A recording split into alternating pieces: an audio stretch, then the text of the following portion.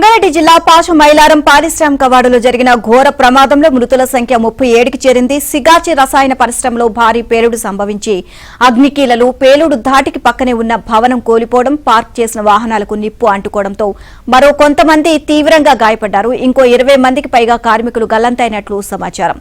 పరిశ్రమలో శిథిలాల వెలికితీత కొనసాగుతుంది. ప్రమాదం జరిగిన సమయంలో పరిశ్రమలో 155 మంది ఉన్నట్లు తెలుస్తోంది. ప్రమాదం నుంచి 57 మంది సురక్షితంగా బయటపడినట్లు అధికారులు చెబుతున్నారు.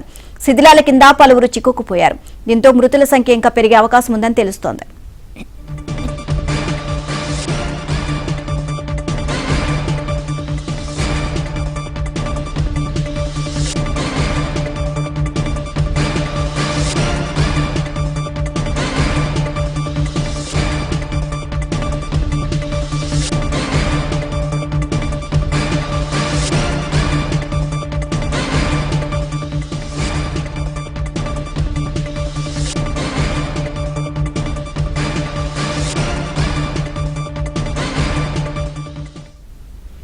సహాయక చర్యలపై సీఎం రేవంత్ రెడ్డి ఎప్పటికప్పుడు ఆరా తీస్తున్నారు. ప్రమాదం జరిగిన తీరు, కారణాలపై సీఎస్ రామకృష్ణారావు అధ్యక్షతన ఉన్నత స్థాయి కమిటీని నియమించారు.